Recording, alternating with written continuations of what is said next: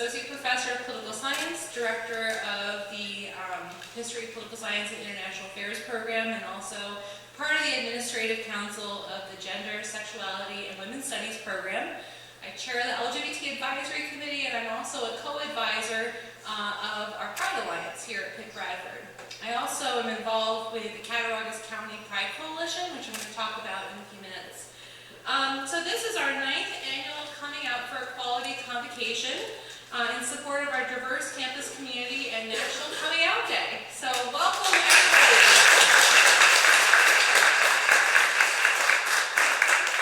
For those of you who don't know the history of National Coming Out Day, this has really been an institution on a lot of college campuses because it's a chance for people to celebrate their identities and coming out as lesbian, gay, bisexual, transgender, genderqueer, queer, intersex, asexual, and that list is not comprehensive or mutually exclusive, right?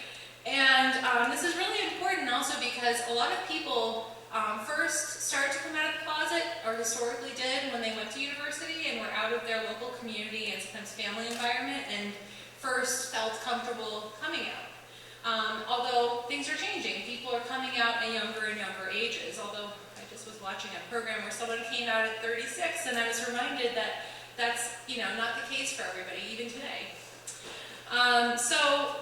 We have an exciting lineup of speakers for you today. After myself, we've got the Assistant Director of Residential Life and Housing, Eddie Buggy. Then we've got the Interim Coordinator of Student Engagement, Nathan Lawyer. And then we've got two Pride Alliance Executive Board members, Taryn Kessel and Miles Davis Matthews. Today we celebrate people being able to come out and embrace who they are. And we also celebrate people coming out as allies, as I'm sure there are many allies here today. We have to remember when coming out, it's a very personal thing. Some people take a long time to come out, and it's kind of like layers of an onion, and you come out in some places but not in other places, and with some people and not with other people.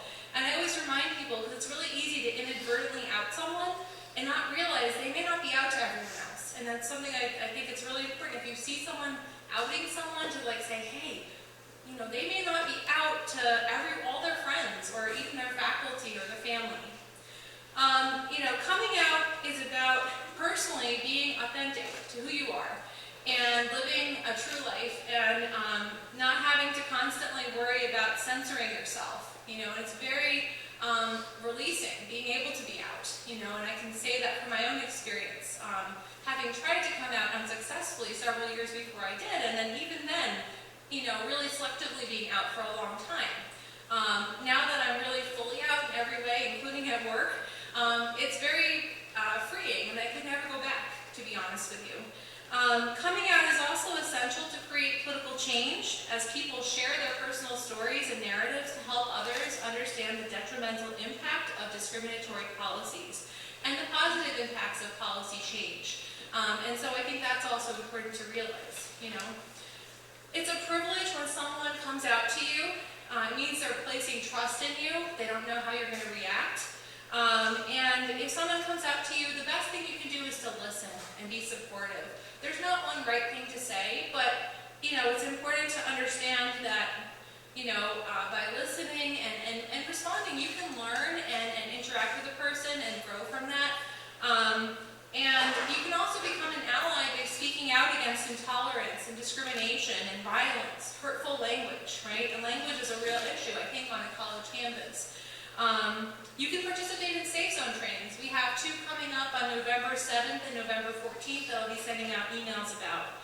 You can speak out for LGBT rights and participate in advocacy campaigns. Work to change policies in your own workplace. Today, I want to take a moment to talk about LGBTQ people in rural areas. There's a lot of us. You might be surprised. I was surprised when I moved here because I didn't necessarily know what to expect. But here in McKean County and also where I live right over the border in Cattaraugus County, there's a lot of us. We're out, we're queer, we're proud, and we're trying to build a community that is inclusive of not just LGBTQ people, but of people of all identity groups. And we have a lot of work to do. And I'll talk a little bit about that in a few moments. The movement Advancement Project is an important NGO that's doing work to promote a lot of LGBT rights issues today, including on discrimination. They estimate that between 2.9 and 3.8 million people are LGBT in rural America. That's a lot of people. And of those, at least 10 million people are people of color, which might surprise you. Their research challenges some of the stereotypes regarding rural places, because there are a lot of negative stereotypes about how rural places are really inhospitable, that LGBT people choose not to live there.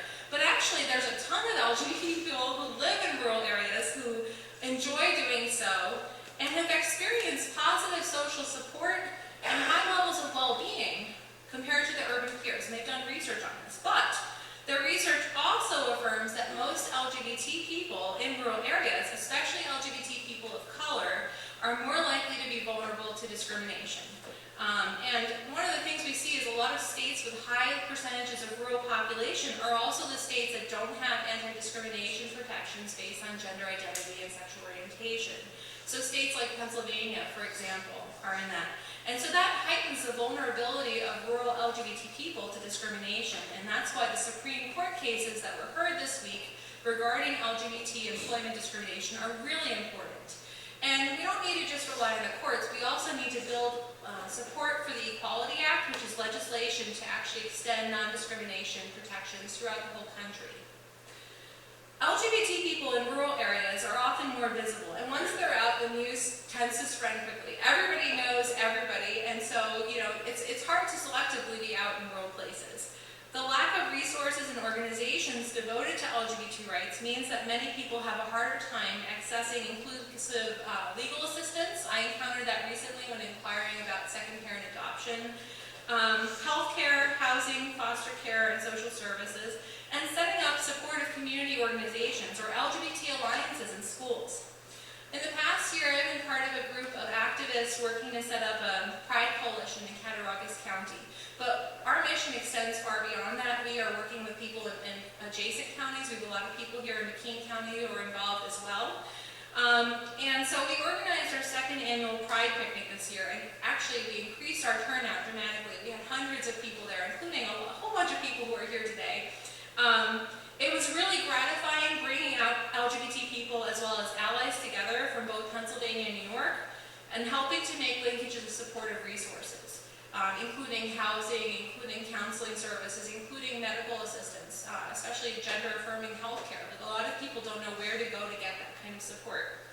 I was very proud to have a huge contingent representing the University of Pitt-Bradford. We had people from admissions, Hamlin Library, and many faculty and staff who were here today. This sends a very strong message about how open and supportive this campus is of our AUT students, faculty, and staff, as well as our Rainbow family members and friends. We're working on setting up an organization as a nonprofit. We just actually met this week about bylaws, and so we want to do a lot more to bring resources to our local community. And so anyway, the only way we can make change is by working from the ground up, I think, sometimes in that situation. As an AUT faculty member who does research on activism concerning LGBT rights and marriage equality, I've received incredible support from my colleagues, students, and community members. We're very fortunate to live in a political climate in which these positive changes are occurring in rural America, but we need more progress. And so the bright colors we're all wearing and the rainbow flags that we have displayed around campus are signs of our solidarity, both here in the U.S. as well as globally with LGBT people. Please feel free to join us at the end of our ceremony. We're going to have several speakers now, and then we'll have a little reception. You can enjoy some of the snacks, and we're going to march to the Panther statue and take pictures like right outside here at the chapel, as well as at the Panther statue before people go to their 1 o'clock events. Thank you so much, and I turn it over now to Eddie.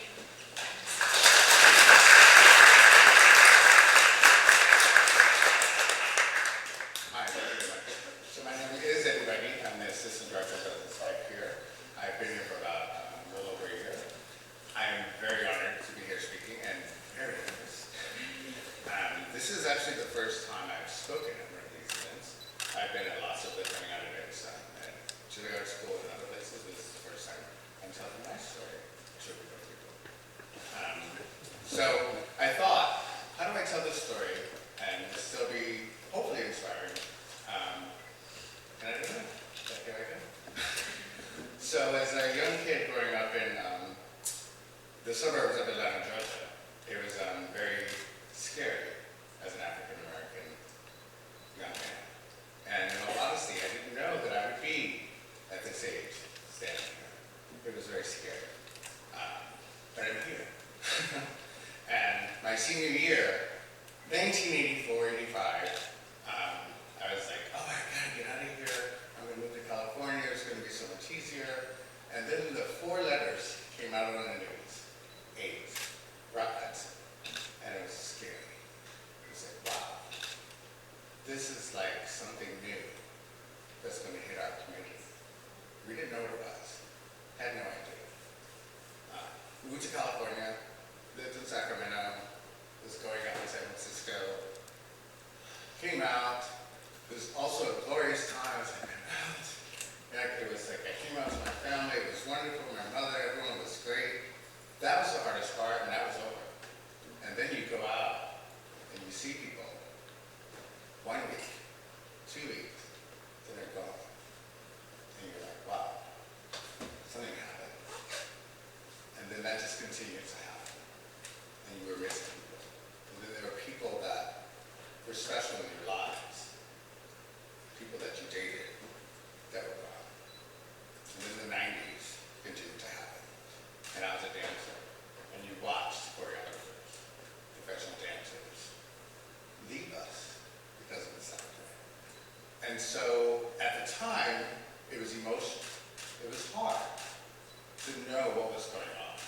And we didn't have that support. And so at the same time, it was also an amazing time in the 90s in New York City. Some of you know about what the show Pose is going through. And I was there at that time, you know, knowing about the walls and voguing and Madonna. And I saw the movie Paris is Burning when it came out. I was lucky enough to dance with Willie Ninja from House of Ninja and Agent Extravaganza from House of Extravaganza. And going out and partying and all that stuff, and it was wonderful.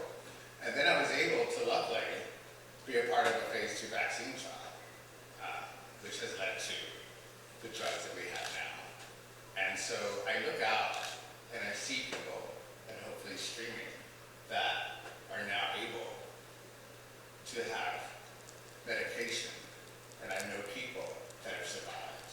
So when I think of my coming out story, I think, wow, things have changed in 36 years. And I'm happy. And I want people to understand, one, it does get better, as they say. And I'm extremely happy, and I'm proud to be here. And I just want to say, Billy Porter mentioned a James Baldwin quote when he accepted his Emmy for Pose. And I remember this before, because I'm a huge James Baldwin fan. And I wanted to end with it, because it spoke to me, and it spoke to about how I felt. And it says, it took me many years of vomiting up all of the filth I've been taught about myself. And half that I believed before I was able to walk on the earth as though I had a right to be here. And we have a right to be here. Thank you.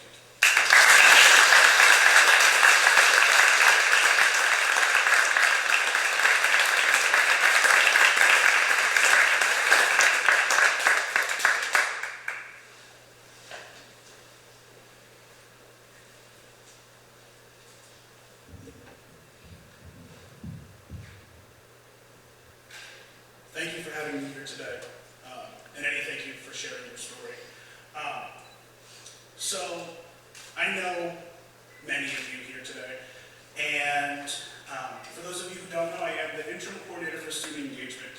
However, my journey here at Pitt-Bradford didn't start with employment.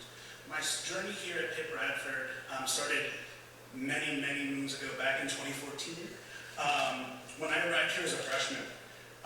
And I was able to experience something I had never experienced before, and that is an access to an inclusive education. You know, you learn, I had the privilege to take LGBT politics with Dr. D, and I'm actually a minor in gender sexuality and women's studies. And it opened my eyes to things you never learn about in high school. You know, you learn Today we have access to the media, and we see people, but gay icons and queer icons that list doesn't start and end with Ellen DeGeneres. You have people like Langston Hughes, James Baldwin, Countess Cullen, Gloria Enzeldoa, Marsha P. Johnson, Sylvia Rivera, folks who are doing amazing work. I was born in '96, and you learn history. You learn about the Civil War, you learn about all these things, but the things you don't learn about are what happened in the 80s and 90s with AIDS. You don't learn about Stonewall. And, I remember where I was when I learned about the Pulse shooting. And that's not something that's being taught in schools. But one of the privileges that we have coming here to Pitt-Bradford, we have something else. We have a community.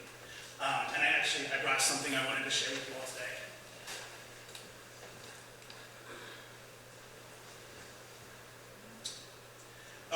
Something else about me, I am a two-time Pitt-Bradford drag show champion.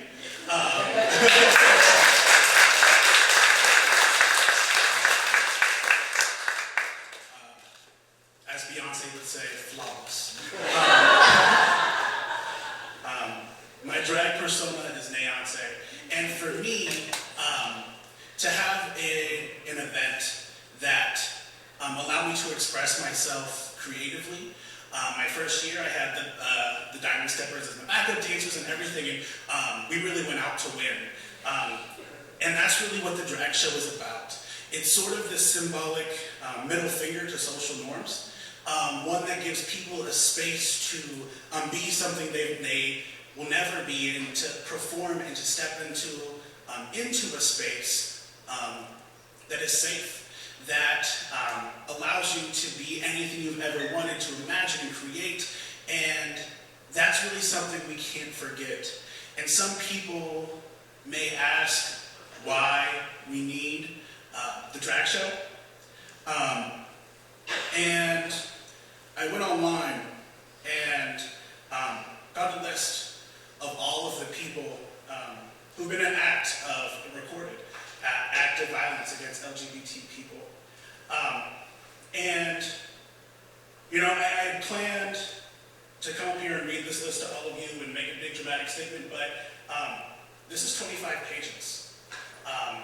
This is just the tip of the iceberg, because the truth is that LGBT people and queer and gender nonconforming people have been subject to violence forever, since the beginning of time. And that's crazy. We talk about loving one another and caring for one another, but the truth is, we don't, but we should. And I wanted to share a quote from Gloria Enzeldoa. Sexually different people were believed to possess supernatural powers by primal cultures, magical religious thinking. For them, abnormality was the price a person had to pay for her or his extraordinary gift.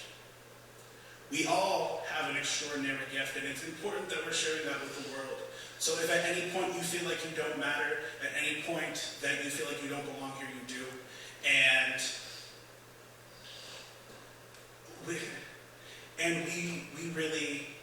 we owe it to future generations and the past generations to really take care of our colleagues, our friends, our family members, our children who are going to grow up in a world that doesn't respect and love them as LGBT people. Thank you.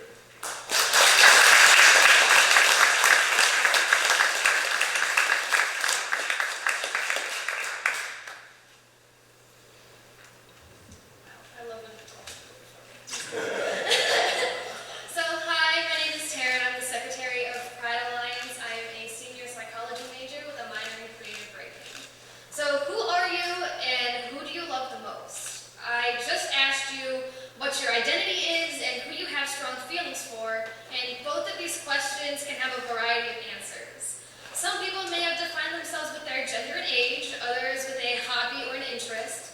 The question about who you love most also has many answers. Maybe a family member or a friend or a person who you see romantically was your answer. But I want you to imagine if being yourself could get you killed or injured, or maybe it's illegal in some countries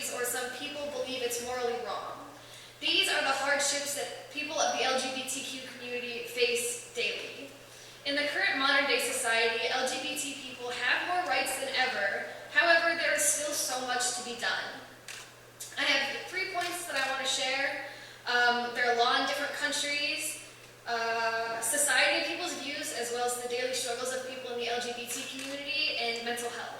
So I grew up on the opposite side of the state in a very small town, hearing offensive LGBT slurs and people using gay as if it was an insult. From a young age, homophobia can be embedded into someone's beliefs, and that can be potentially harmful. But I have also grown up seeing people in the media come out and talk about their own stories. For example, I'm going to use a YouTuber who posted his coming out video in June of 2019. His name is Dan Howell. In his video, he addressed the slurs that he heard in his own school, his own self-hatred, his fear, and his struggle with his mental health, and struggles with labeling himself. A few things that he asserted in his video were, time changes everything, and I thought I was hopeless, but there was so much I could hope for. However, in his video, he addressed a lot more, and that was a short summary of a few mentioned points in his video, and I would highly recommend to watch it if you are interested. So over in England, same-sex marriage is legal, and same-sex couples are allowed to adopt a child. 76% of the United Kingdom agree homosexuality should be accepted in society. However, not all countries are as accepting. 72 countries criminalize same-sex relationships, and 13 have a death penalty for same-sex consensual activities, some of those being Afghanistan, Iraq, Pakistan, and Yemen. Yet 9 countries do have protections of the LGBT community, and 122 countries allow homosexual acts between consenting adults, but only 22 countries allow same-sex marriage. These statistics mean that there is still so much prejudice in society nowadays, but I think the most shocking statistics are those of hate crimes. 1 in 5 LGBT people have experienced hate crime because of their sexuality or gender identity in the last 12 months, and 10% of LGBT students have been threatened or injured with a weapon at school. How can marrying someone who a person truly loves be illegalized? Or how can people injure someone just based off their sexual preference or their identity? These statistics are disgusting and prove that LGBT people still have lesser rights than heterosexual and cisgender people, and more needs to be done. So society is my next point. So we live in a heteronormative world, which means that most people assume that everybody is okay with their gender and is heterosexual. But not everyone actually identifies that way. For example, less than 90% of 16 to 24-year-olds identify as straight, even despite the fact that 62% of senior citizens believe that being LGBT is morally wrong. You might be wondering why living in a heteronormative world is a bad or a harmful thing. The reason is because then people have to come out, and people may view them as weird or different. And as you have probably seen or can tell, not everyone is as accepting of the LGBT community as they should be. Half of teens who came out to their parents reported a negative reaction. 1/4 reported their parents kicked them out of their house. It is not even only in families. This discrimination can be found also in the workplace. 58% of LGBT people hear slurs at their workplace, and sometimes there's nothing that's done about it. Even in public, 2 out of 3 LGBT people have avoided holding hands with their same-sex partner in fear of a bad reaction. And 1/4 of the world believe being LGBT is a crime. But just imagine if normative beliefs were abolished, nobody was normal and nobody was abnormal. There is simply a chance to express and embrace who you are. This is the society we should live in, as it would be so much more accepting, and maybe the statistics would cease to exist. So my final point is mental health. Did you know more than 2 in 5 transgender people have attempted suicide, and 1 in 5 LGBT people who are not transgender have attempted? Or more than 4 in 5 transgender youth have self-harmed. This is also in addition to 1/3 of LGBT youth that have been diagnosed with a mental illness, the most likely people being bisexual women and lesbians. They are twice as likely as their male peers to attempt suicide. People are slowly becoming more accepting, yet there are still so many people who are not accepting, and this aids the already substantial risk of LGBT people developing or being diagnosed with a mental illness. The fear of coming out has been shown to lead to anxiety, PTSD, suicidal ideation, and substance abuse. The obvious statistic is that LGBT youth are more likely to die by suicide than their heterosexual or cis peers. However, recently, transgender people have no longer been considered mentally ill. Yet there is still so much that has to be done, which may save the lives of LGBT people, but without this needed help, there will still be LGBT people struggling with mental health, maybe without people even knowing. So, in conclusion, there are still so many struggles for people in the LGBT community, and there is still so much acceptance that is needed. This fight is nowhere near over, and you can help. All you have to do is listen and be accepting. So I want to finish with a quote by Daniel Howell, and he said, "Queer people exist, and choosing not to accept them isn't an option."